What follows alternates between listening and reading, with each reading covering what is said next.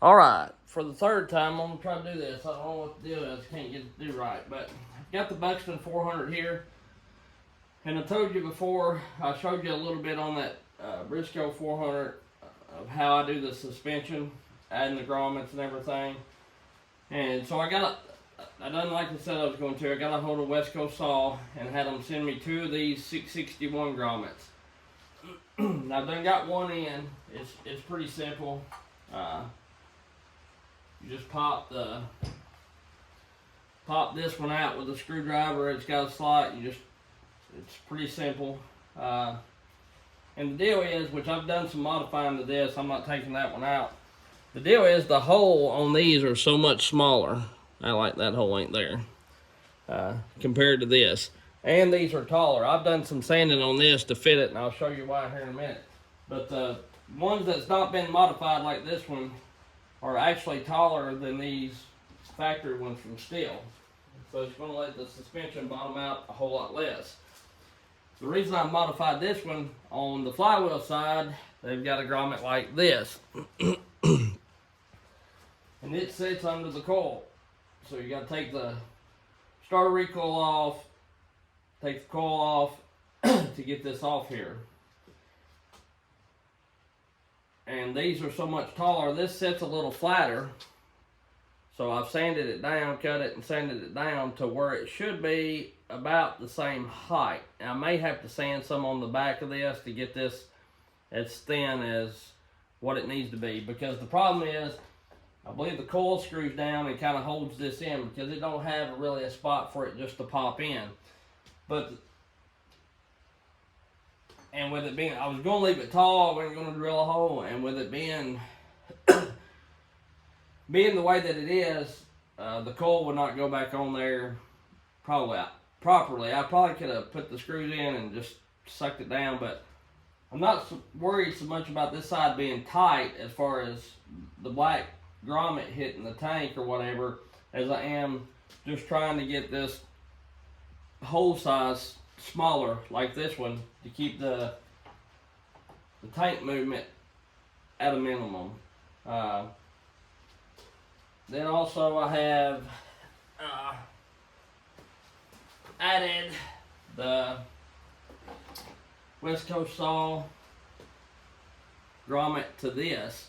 And I have some Pro-Line ones and I showed them. I think I just want to run on the Briscoe one. I think I showed it in the last video. I had another one and I dropped it somewhere. I don't know where it went flying as I was doing all this.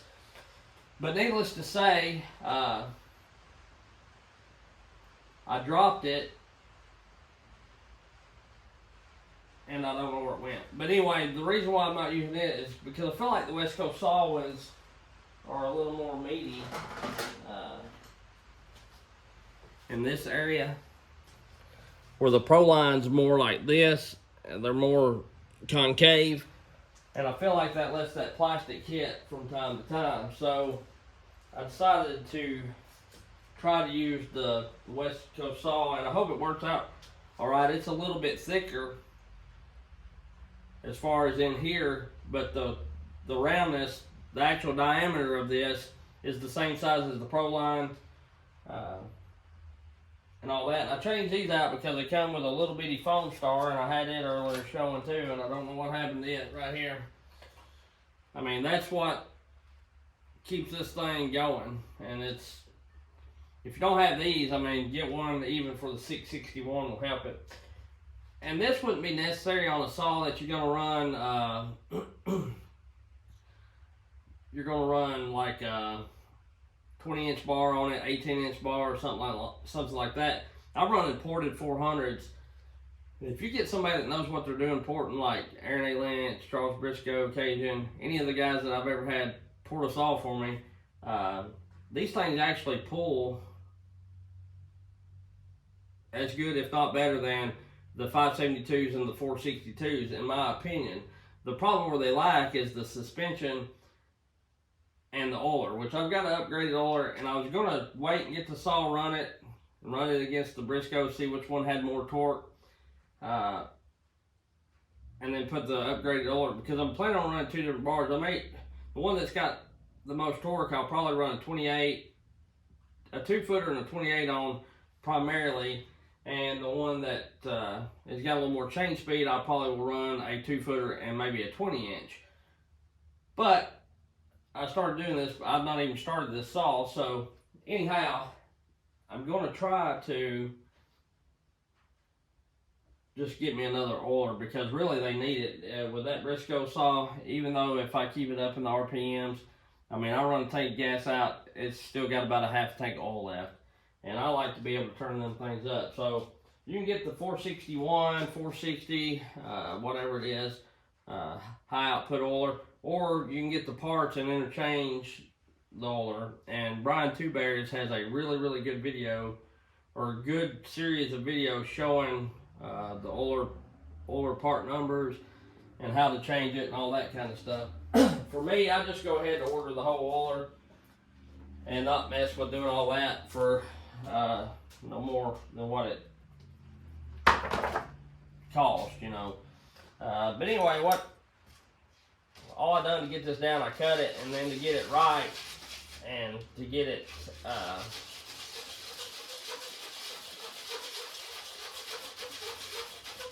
smoothed out where it didn't look like hammered shit, I just kind of took this rough sandpaper and got after it a little bit. And this may not be necessary, but I just want to make sure I get that coil set back down in there right and where it needs to be and everything like that.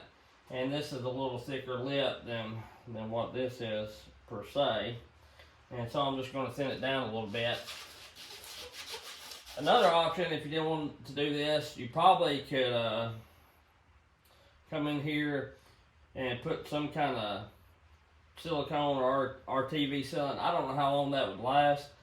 Or, you know, I thought you could even put a little JB weld around this tank part, you know, just to stiffen it up some if a person wanted to.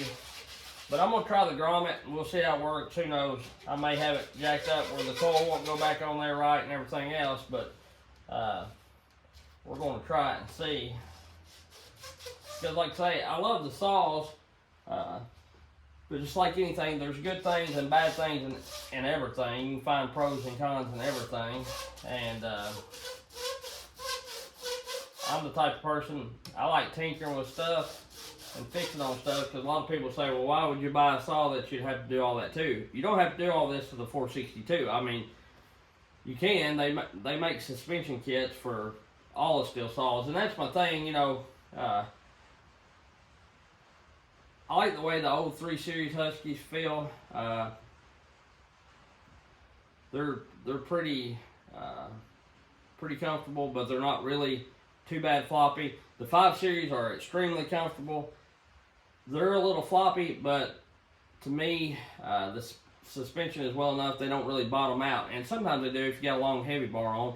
But with the Stihls, the newer Stihls, they'll run a long bar with nothing done to them, but you can just hear the plastic bottoming out here and there.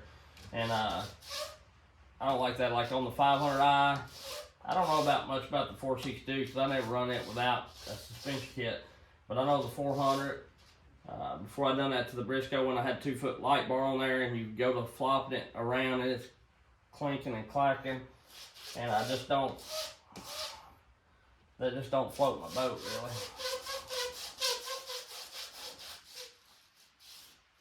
I don't know how thin I've got that or whatever, but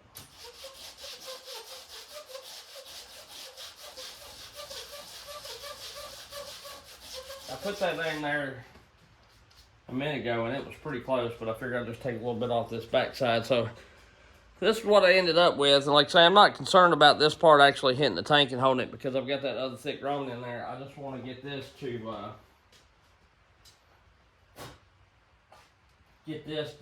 keep this tank from doing this as bad, because you go from a 1/2 to 3/8 hole to about a 1/4 inch hole. That takes quite a bit of slop out of it.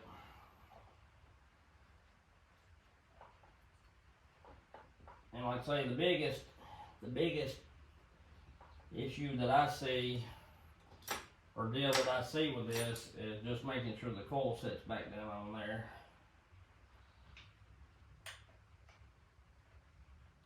the way that it needs to, and it's in there, so I'll try to put this coil back on there. We'll see. It may not do worth a hoot nanny, and then it may do worth a hoot nanny. Hoot nanny, who the heck knows? My 2 bolts, they had Loctite on them, so that's. And I guess this kind of holds this in, and it may go a little more.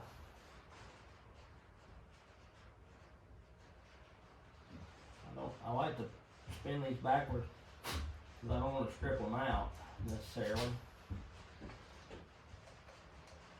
On a new saw, that sucks. Because when everybody puts, well, not everybody, but when like Stihl puts the Loctite on everything, sometimes it's hard to get these dudes lined back up the way that they need to be. It makes for rough,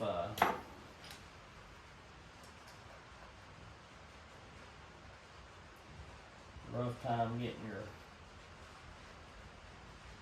bolt in there.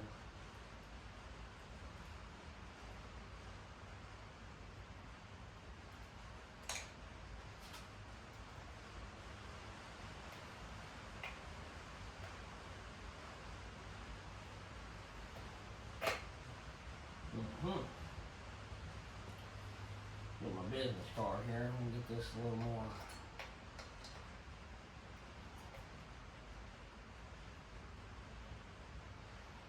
Get this bolt under those wires. I don't want to tighten it up all the way, but I want to get it to where it's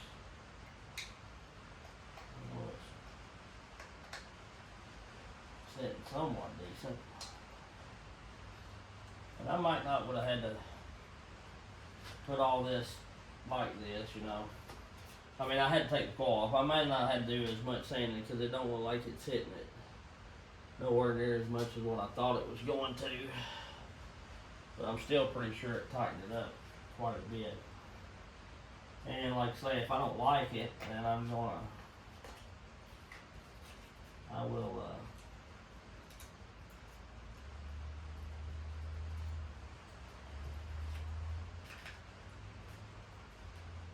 get that card over there. There we go.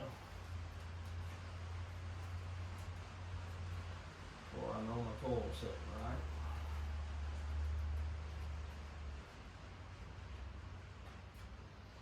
And I'll lock that motor down.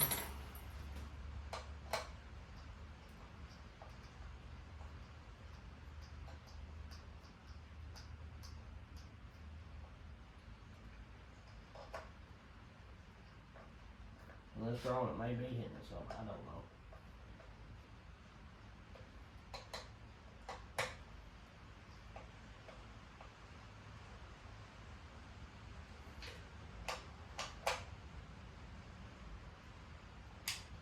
Thing is, you don't want to over tighten. I have a bad problem on wanting to over tighten stuff.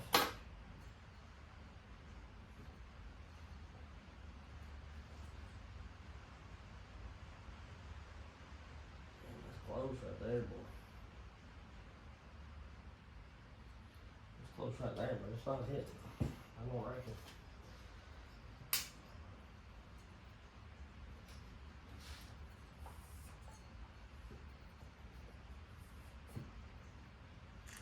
Got 2 magnets on it, and I guess that's the way you set it.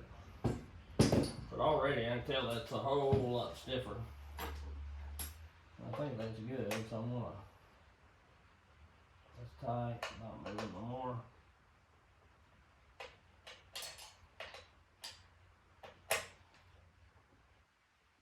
That's tight, not moving no more. And if it gets loose, I guess it just gets loose, but I'd rather it get loose than me have to do something like that. Really, what I should do is use this tool that comes with it, because it's got enough spring in it that it ain't really gonna, it's not really gonna let you strip them out, I don't think. That'd be good enough. I'm always worried ever since I worked on them Husky 572s, you don't ever know when something's going to strip out or not, because I think sometimes from the factory they over tighten it.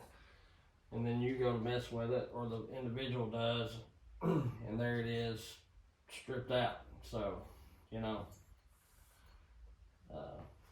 but yeah, so that is tons stiffer.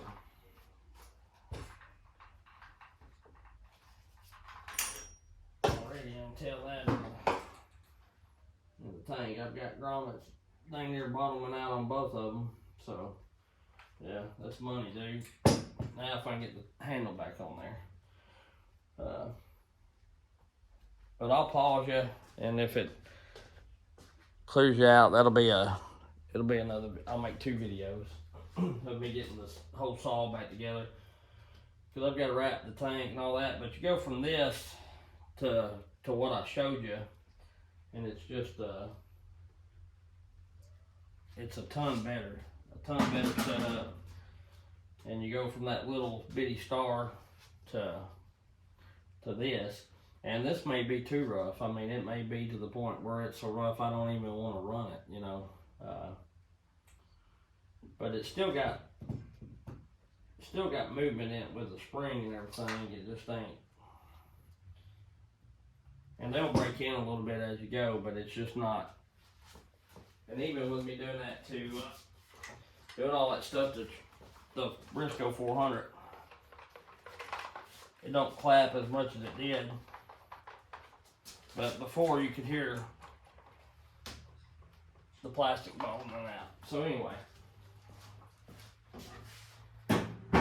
told you we tried, and I think these grommets were like $6 or something like that. Is what they sold them to me for. I ain't gonna say everybody can get them for that. I have no idea. I email them quite often and get just various little trinkets from them, but the